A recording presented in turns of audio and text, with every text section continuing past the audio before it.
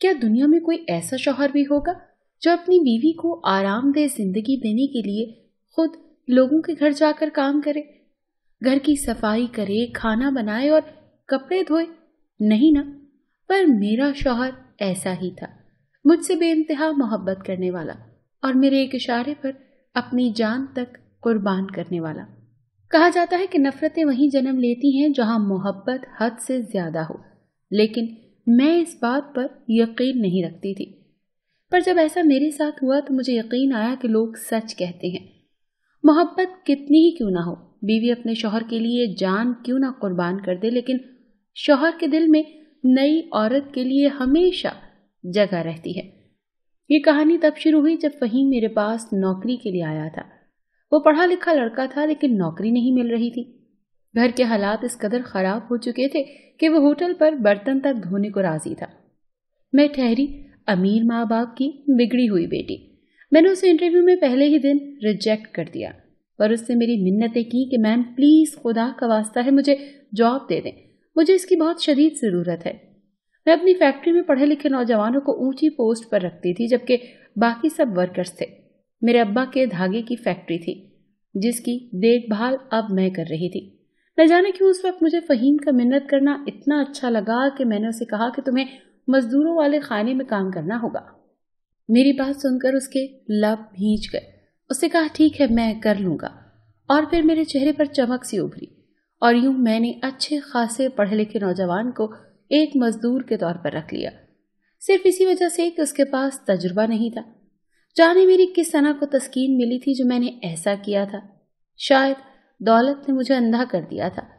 میں اکثر اسے دیکھتی تھی، وہ صاف ستھرے کپڑے پہن کر آتا تھا اور فیکٹری آ کر ایک میلا سا ٹراؤزر شرٹ پہن لیتا۔ میں نے ایک اس سے پوچھ ہی لیا کہ تم اتنا تیار ہو کر کیوں آتے ہو؟ تم نے ٹائی بھی لگائی ہوتی ہے۔ میری بات سن کر اس کے لبوں پر مسکراہٹ ابھری، زخمی مسکراہٹ۔ پھر اس نے کہا میڈم، میری اماں یہ سمجھتی ہے کہ میں کسی اچھی کمپنی میں اچھی پوسٹ پر کام کر رہا ہوں۔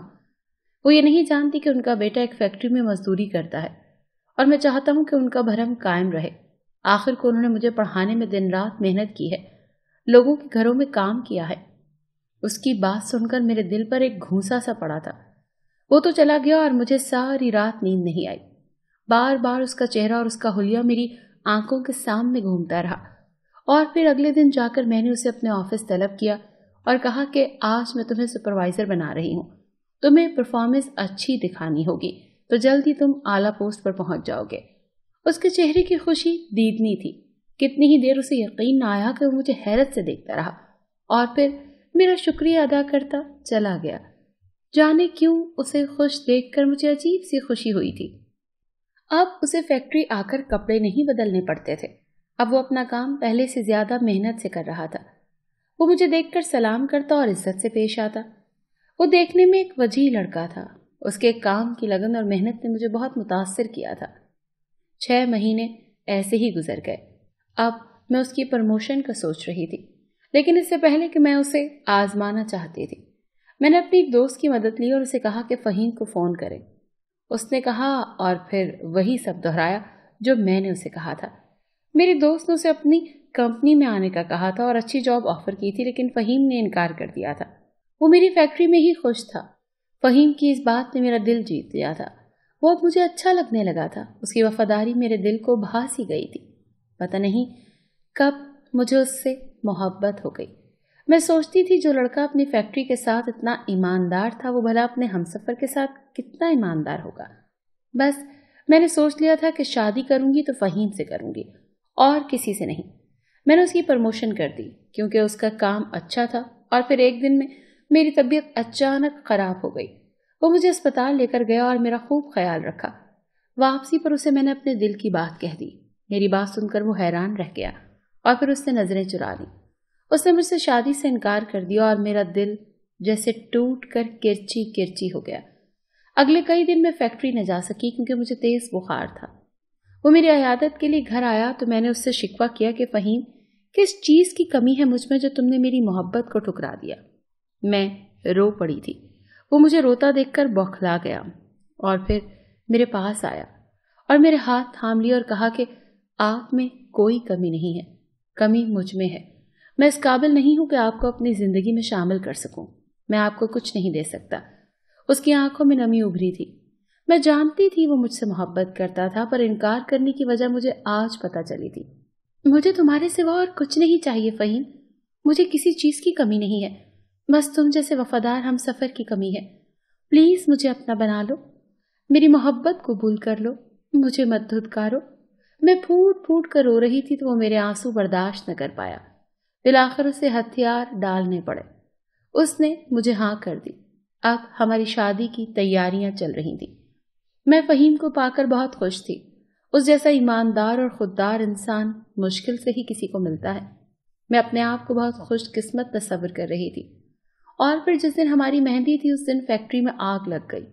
جانے یہ کیسے ہوا تھا، پر ہمارا سب کچھ تباہ ہو گیا تھا. میں تو جیسے پاگل ہو گئی تھی. فہیم نے مجھے سنبھالا. میں اب ڈر گئی تھی کہ فہیم مجھ سے شادی نہیں کرے گا. میرے بابا یہ صدمہ برداشت نہ کر پائے اور ان کی وفات ہو گئی. اب میں اکیلی رہ گئی تھی. میں ڈپریشن میں چلی گئی تھی. میں ہر وقت فہیم کو کھونے کے ڈر میں مبتلا رہتی تھی. اور بالآخر ایک دن فہیم نے کہا کہ اب ہمیں شادی کر لینی چاہیے. فہیم کی اس بات نے مجھے نئی زندگی دی تھی. ہم نے سادگی سے نکاح کر لیا. ہمارے پاس گھر تھا، کچھ پیسے بھی تھے. یقیناً کچھ 2 ماہ تو گزر ہی جاتے اور پھر فہیم نے کہا کہ وہ نئی جاب ڈھونڈ لے گا. شادی کے بعد اس نے مجھے اتنی محبت دی، اتنا مان دیا کہ میں سب کچھ بھول گئی. شادی کے 1 ماہ بعد فہیم کی والدہ چل بسی. فہیم اس دن سے نوکری ڈھونڈ رہا تھا، پر اسے مل نہیں رہی تھی. وہ صبح نکل جاتا اور شام کو تھکا ہارا واپس آتا، لیکن اس نے امید نہیں ہاری تھی. میں نے سارے ملازموں کی چھٹی کر دی تھی اور اب میں خود کھانا بناتی، جو کہ مجھے نہیں آتا تھا. فہیم اکثر مجھے منع کر دیتا اور اکثر وہ میری مدد بھی کرتا. میں فہیم کو پا کر مسرور تھی اور اللہ کا روز شکر ادا کرتی تھی. ایک دن موسم خراب تھا اور فہیم ابھی گھر نہیں آیا تھا. شام سے رات ہو گئی اور میری پریشانی بڑھتی گئی. اس کا فون بھی بند جا رہا تھا. مجھے تو ہول اٹھ رہے تھے. دل بہت گھبرا رہا تھا. اور پھر وہ گھر آ گیا. اس کے بازو پر پٹی بنی تھی. اسے دیکھ کر میں بے ہوش ہوتے ہوتے بچی. فہیم نے بتایا کہ اس کا چھوٹا سا ایکسیڈنٹ ہو گیا تھا. میں رونے لگی تو اس نے مجھے چپ کروایا. اب میرا دل ایسا ہی ہو گیا تھا، بات بات پر رونے لگتا تھا. پھر فہیم نے مجھے بتایا کہ اسے جاب مل گئی ہے. میری خوشی دیدنی تھی. جاب اتنی اچھی نہیں تھی لیکن تنخواہ اچھی تھی. اسے ایک ڈرائیور کی جاب ملی تھی. فہیم نے مجھے ساتھ لگایا اور کہا کہ اب ہمارے سارے غم ختم ہو جائیں گے. اب وہ روز جاب پر جانے لگا اور شام کو آتا. اسے مجھے جاب نہیں کرنے دی تھی. اس کے مطابق میں ایک شہزادی تھی اور مجھے شہزادیوں کی طرح ہی رہنا چاہیے تھا. اب ہمارے حالات کافی سدھر گئے تھے. میں نے فہیم کے لیے کوکنگ بھی سیکھ لی تھی اور پھر ایک دن اس نے مجھے بتایا کہ اس کی باس ساتھ والے گھر میں شفٹ ہو رہی ہیں. میں نے ابھی تک اس سے اس کی کمپنی اور باس کے بارے میں کچھ نہیں پوچھا تھا. مجھے تو آج پتہ چلا تھا کہ اس کی باس ایک لڑکی تھی. میرے دل کو کچھ ہوا. یوں تو میں جانتی تھی کہ فہیم مجھ سے بہت محبت کرتا ہے اور کبھی مجھ سے بے وفائی نہیں کرے گا، پر میں آج کل کی عورتوں کو اچھی طرح سے جانتی تھی. اور پھر فہیم جتنا قابل اور خوبرو لڑکا، یقیناً کسی بھی لڑکی کا دل اس پر آ سکتا تھا. پھر میں پریگننٹ ہو گئی. فہیم اتنا خوش تھا کہ بس کیا بتاؤں. پھر اس نے اپنے کام کا دورانیہ بڑھا دیا کیونکہ وہ اپنے بچے کو بہتر مستقبل دینا چاہتا تھا. جہاں وہ شام کو جلدی فری ہو کر آ جاتا، اب وہ رات 10 بجے گھر آتا. میری طبیعت اکثر خراب رہتی اور میں اس کا انتظار کر کر کے سو جاتی. ایک دن وہ آیا تو اس کے کپڑوں پر مٹی لگی ہوئی تھی. میں نے پوچھا تو کہنے لگا کہ باس کے کمرے کا پنکھا نہیں چل رہا تھا. ملازم چھٹی پر تھا تو میں نے ہی چیک کیا اور اسے صاف کر کے آیا ہوں. وہ اتنا تھکا ہوا تھا کہ نہا کر فوراً ہی سو گیا. اس نے کھانا بھی نہیں کھایا. اب یہ روز ہونے لگا. وہ ایسے ہی تھکا ہارا آتا، اس کے کپڑے پسینے میں بھرے ہوتے اور وہ سو جاتا. میں اس سے باتیں کرنے کو بیٹھی رہتی لیکن اس کے پاس میرے لیے وقت ہی نہیں ہوتا. پیسے تو آ رہے تھے گھر میں لیکن وقت کم ہوتا جا رہا تھا. ایک دن وہ آیا تو اس کی شرٹ پر پیچھے لپسٹک کا نشان تھا. میرے تو پاؤں کے نیچے سے زمین نکل گئی. میں نے سوچا کہ پوچھوں فہیم سے، پر جانے کیا سوچ کر میں رک گئی. مجھے فہیم نے بتایا تھا کہ اس کی باس اکیلی لڑکی تھی. وہ غیر شادی شدہ تھی اور فہیم رات 10 بجے تک اسی کے پاس ہوتا تھا. میرا دل جانے کیوں دھڑکنے لگا. میرے اندر کچھ ٹوٹا تھا. فہیم تو بے ہوشوں کی طرح سو گیا اور میں ساری رات روتی رہی. اور پھر میں نے ایک فیصلہ کیا. اگلی رات کو تقریباً میں چھپ کر پڑوس کے گھر میں داخل ہو گئی. گارڈ سویا ہوا تھا. میں اندر آئی تو مجھے ایک کمرے سے آوازیں سنائی دی. کھڑکی کھلی ہوئی تھی۔ میں نے اندر جھانکا تو میرے پاؤں تلے سے زمین ہی نکل گئی۔ ایک لڑکی فہیم سے لپٹی ہوئی تھی اور کہہ رہی تھی کہ فہیم، میں تم سے بہت محبت کرتی ہوں، پلیز میرے ہو جاؤ، میں اپنا سب کچھ تمہیں سونپ دوں گی، میں مزید نہیں رک سکتی۔ میرے لیے تو جیسے قیامت آ گئی تھی۔ میں جانے کیسے اپنے گھر تک آئی تھی اور آتے ہی بے ہوش ہو گئی۔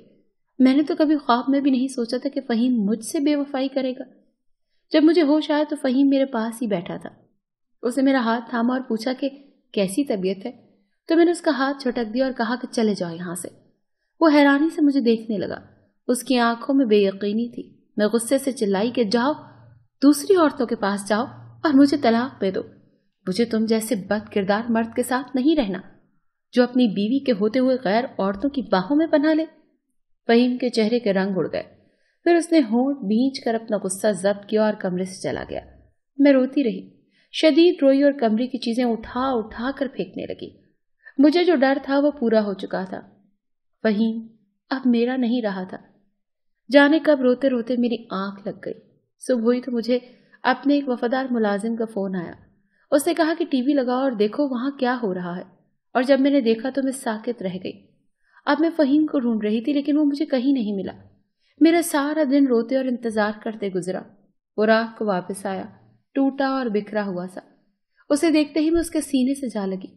اس نے کہا میں بے وفا نہیں ہوں عائشہ، اور پھر اس نے مجھے سب بتانا شروع کیا۔ فہیم کی نئی باس میری دوست تھی جسے فہیم نے پہلے نہیں دیکھا تھا، نہ وہ اس سے ملا تھا۔ یہ وہی دوست تھی جس سے ایک بار میں نے فہیم کو آزمانے کے لیے فون کروایا تھا۔ وہ مجھ سے جلتی تھی اور صبح وہ گرفتار ہوئی تھی کیونکہ میری فیکٹری میں آگ لگوانے والی وہی تھی۔ اسے فہیم پسند آ گیا تھا اور فہیم کو حاصل کرنے اور مجھے برباد کرنے کے لیے اس نے یہ سب کچھ کیا تھا۔ پہلے پہل فہیم کو نہیں پتا تھا۔ وہ تو اس کی گاڑی سے ٹکرا گیا تھا جب فہیم کا ایکسیڈنٹ ہوا تھا اور وہ فہیم کو اسپتال لے گئی۔ وہیں پر اس نے فہیم کو اپنا ڈرائیور رکھ لیا۔ فہیم نے ایک دن اس کی باتیں سن لی تھی۔ وہ فون پر کسی سے کہہ رہی تھی کہ میں فہیم کو حاصل کر کے رہوں گی، اور پھر فہیم نے ایک پلان بنایا۔ اسے ثبوت چاہیے تھے تاکہ وہ ثابت کر سکے کہ ہماری فیکٹری میں آگ اسی نے لگوائی تھی، اور پھر فہیم نے اپنا زیادہ وقت اس کے ساتھ گزارنا شروع کر دیا۔ اس نے ظاہر کروایا کہ جیسے وہ بھی اس میں دلچسپی لے رہا ہے۔ بالآخر اس نے ثبوت ڈھونڈ نکالے، اور کل رات جب وہ فہیم سے لپٹی ہوئی تھی تبھی فہیم نے پولیس کو بلوایا اور اس کی باتیں ریکارڈ کروا لی۔ وہ جذبات میں بتا گئی کہ اس نے فہیم کو پانے کے لیے کیا کچھ کیا تھا، اور اب وہ سلاخوں کے پیچھے تھی۔ یہ کہانی سن کر میرا سر جھک گیا۔ شرمندگی نے مجھے گھیر لیا۔ فہیم ٹوٹا بکھرا نظر آ رہا تھا۔ اس نے کہا میں نے تم سے کبھی بے وفائی کا سوچا تک نہیں ہے۔ کتنی خوش قسمت تھی نا میں جو مجھے فہیم جیسا شوہر ملا تھا۔